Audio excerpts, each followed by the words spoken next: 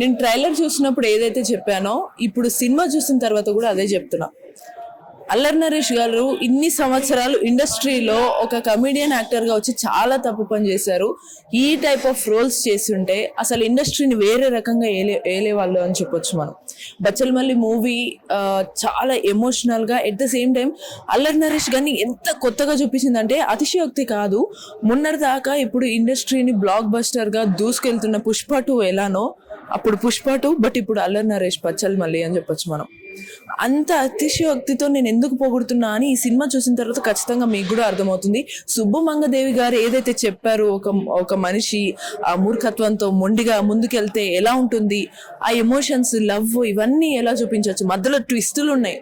ఈ ట్విస్టులు అయితే మీరు ఇంటర్వెల్ అప్పుడు మళ్ళీ క్లైమాక్స్ అయితే అసలు ఊహించరు.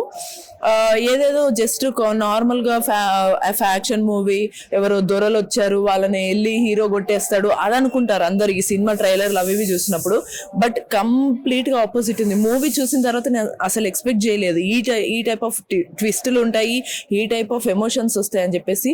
సీరియస్గా చెప్తున్నాను. నేను యాక్చువల్లీ స్క్రీన్ ముందుకు వచ్చే ముందు మనము ఇలా ఏడుస్తున్నో చెప్పలేం, కానీ ప్రతి ఒక్కరు ఆ ఎమోషన్ని కనెక్ట్ అయిన వాళ్ళు మాత్రం ఏడుస్తారు. ఎట్ ద సేమ్ టైం మీ ఇంట్లో ప్రతి ఒక్కరు కూడా బచ్చలమల్లి ఉన్నారని అర్థమై నెక్స్ట్ డే నుంచి మీ ఇంట్లో వాళ్ళని ఒకరిని ఏరా బచ్చలమల్లి ఇట్రా, ఏరా బచ్చలమల్లి ఇట్రా అని పిలుచుకుంటారు.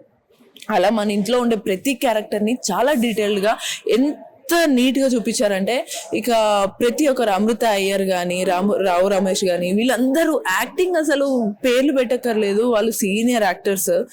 కానీ ఈ క్యారెక్టర్లో వాళ్ళు ఇన్ని సంవత్సరాలు చేసే క్యారెక్టర్ అంతా ఒకటి. ఈ సినిమా మొత్తంలో కూడా ప్రతి ఒక్కరి క్యారెక్టర్ వాళ్ళ క్యారెక్టరే కనిపిస్తుంది తప్ప వాళ్ళు ఎవరో కొత్త ఆర్టిస్టులు యాక్ట్ చేశారు అన్నట్టు అస్సలు కనిపించదు. ఇక అల్లరి నరేష్ గారు కనుక లేకపోతే పక్క ఈ బచ్చలమల్లి మూవీ కాన్సెప్ట్ సుబ్బమంగదేవి గారు డైరెక్టర్ గారు ఏదైతే అనుకున్నారో ఎగ్జాక్ట్ అలా వచ్చేదే కాదు. అండ్ సాంగ్స్ లో మరీ అంత కోపం సాంగ్ లిరిక్స్ ఎవరైతే రాశారో ఆ లిరిక్స్ రాసిన తీరు కానీ, ఆ సెంటెన్సెస్ కానీ, ఇవన్నీ కూడా ప్రతి ఒక్కరు కనెక్ట్ అవుతుంది. మీరు ఎప్పుడు డిమోటివేట్ అయినా సరే, ఎప్పుడు తప్పుడు డెసిషన్స్ తీసుకుంటున్నా సరే, ఈ సాంగ్ అంటే మీకు బాగా కనెక్ట్ అవుతుంది. ఆ లిరిక్స్, ఆ సాంగ్, ఆ ట్యూన్, ఆ సిచ్యువేషన్కి తగ్గట్టు మధ్యలో కామెడీ కూడా చాలా బాగుంది. At the same time emotion కూడా చాలా బాగుంది. అల్లరి నరేష్ గారి యాక్టింగ్ కోసం అయితే పక్కా చూడాలి. ఇది అతిశయోక్తి కాదు, మళ్ళీ చెప్తున్నా. అప్పుడు పుష్ప 2 అయితే ఇప్పుడు అల్లరి నరేష్ బచ్చలమల్లి అనమాట. బచ్చలమల్లి క్యారెక్టర్ ఒక రేంజ్ లో, ఆ క్యారెక్టర్ అనేది ప్రతి ఒక్కరి మైండ్ లో పడిపోతుంది.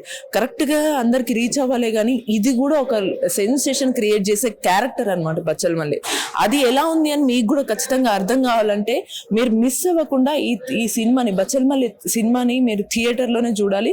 థియేటర్లో చూసిన తర్వాత ఆ ఫీల్ అంతా కూడా మీకు అర్థమవుతుంది.